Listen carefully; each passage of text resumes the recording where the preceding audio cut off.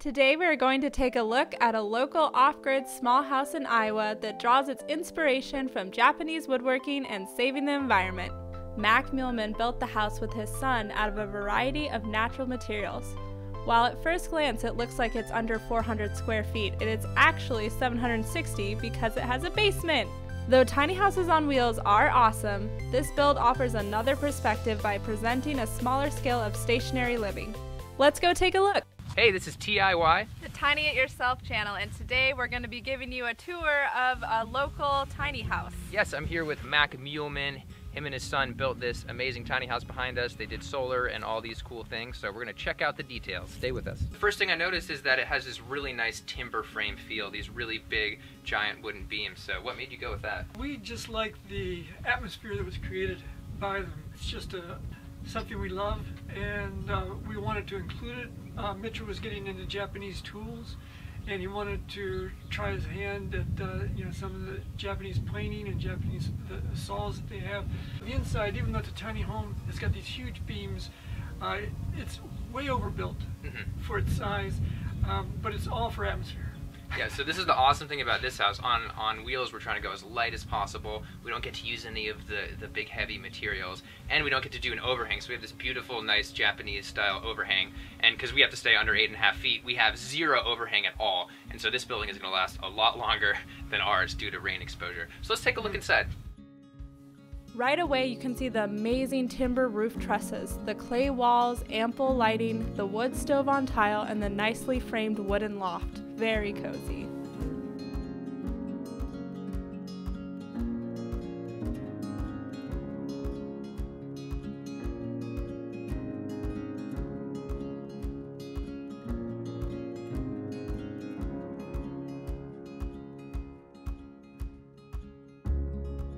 The timber beams really require a good supplier as well as a skilled person for actually erecting and assembling the whole set.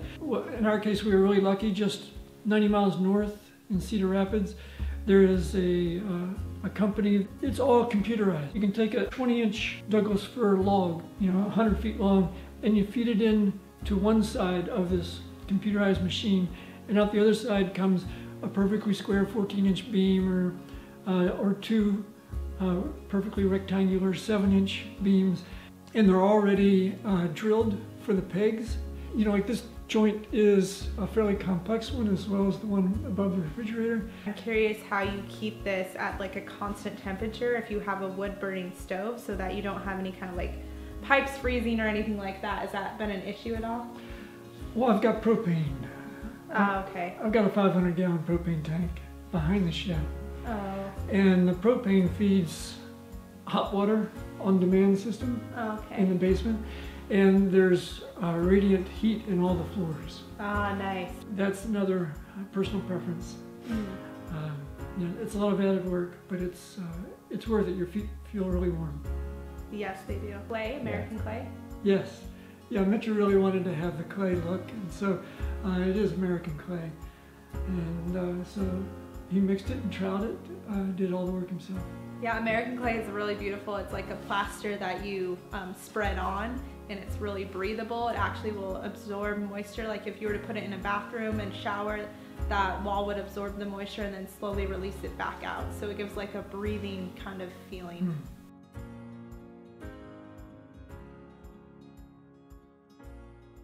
Oh, so there's American clay over here. So another good thing about this not being a tiny house on wheels and not having weight limit restrictions is that you can use heavier things like tile and have a full-sized shower or bathroom, whereas a tiny house, a lot of people use kind of like a stainless steel kind of shower. All right, so we're gonna go downstairs. We got some steep steps, but they're super nice and wooden. Yep. Ooh. Okay, so on our tiny house on wheels, all of our electrical and equipment like that will be housed in an outside box. Well, as you can see here, they have theirs on display, which I think is really cool, so you can actually monitor your energy usage. Yeah, the solar panels are all direct current, DC current, and that comes into the inverter and it's inverted into an AC sine wave. And so this guy's really necessary if you have alternating current in your house. Most people do. Small homes usually or can get by with just DC fixtures. You can even get a direct current refrigerator. Energy comes from the solar panels, and first it goes into the batteries where it's stored. Each one of these batteries is about 600 amps. There are what are called deep cycle batteries. So then when it comes down to the batteries, then it goes into the inverter and it's turned into alternating current for the house. Yeah, that's a good point. A lot of people don't understand that solar panels, people think you flip a switch and that the electricity is going directly from solar into your wiring, when a lot of times that energy is actually just stored in batteries so that they can use it when it's not sunny out, and then it gets converted. Pretty easy. I like all the wood details here.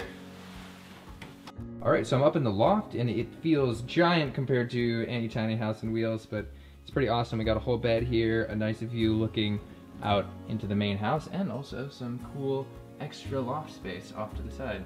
And then another fun question is, how did the cost of building it compare to the cost that you thought it was going to be? Oh, that's when the personal preferences sort of snowballed, and we went to about 80% over budget. When you just look around, you can see big beam construction.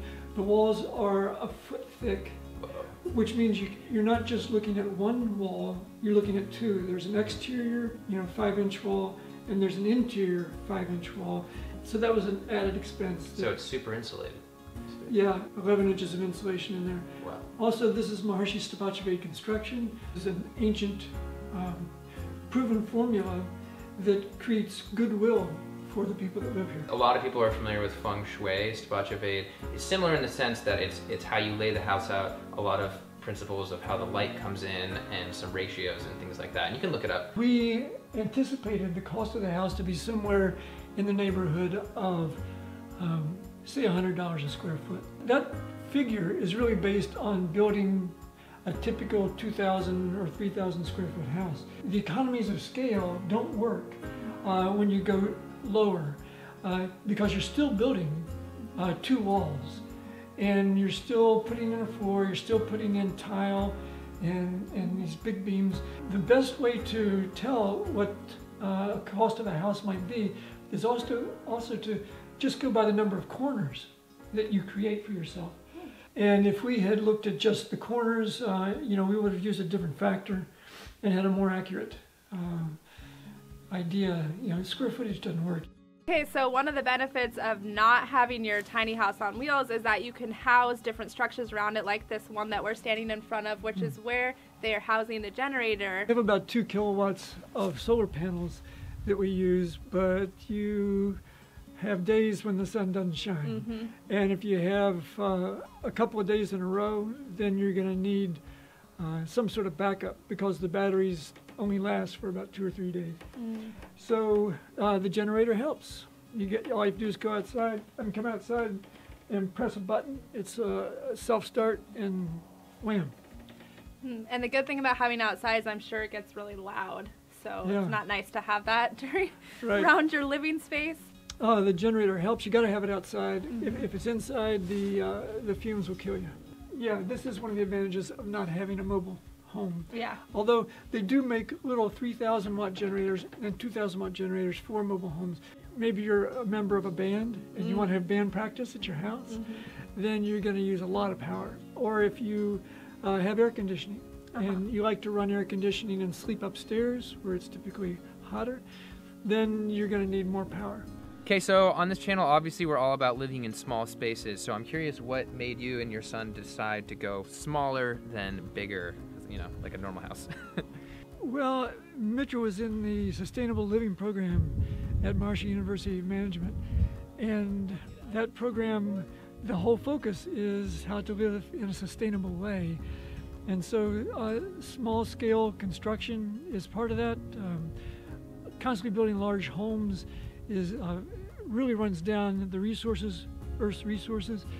And so his whole thinking was to have a smaller, more efficient home that's more intimate and personal. And for his senior project, he designed a home and an environment around the home that would be sustainable. So yeah, they've got constructed wetlands and also a carbon filter for their entire water of their house, which is cool. But what made you go with the constructed wetlands? Because that's an awesome thing to do. Well, the idea was to use a septic system where the leach field was regenerative. If your septic overflows into a wetlands, then you're actually feeding an ecologically stable environment. And then my final point is a lot of people who are thinking about building a tiny house, you know, they get afraid, oh, maybe I'm only going to live in it for a couple of years. I don't know what I'm going to do with it. But Mitra lived in it, your son lived in it for a while, and then now they have it as a means of income. It's a rental property now too, so. Right. Well, we hope you like this tour of our local tiny house. If you want to see more tours of houses in our area, since there is a little bit of a community here about that, let us know. Also, if you would like a video about Hyde, we may be able to interview Mikey's dad more about that. Let us know in the comments down below. And special super thanks to Mac for letting us go here and check everything out. Obviously, we just kind of forced him to give us a tour, so we're super thankful that he opened up the house to us. Yes, thank you. Yeah. It's my pleasure. All right, so check us out on Instagram at TinyItYourself, and we'll see you in the next video. Bye. Bye.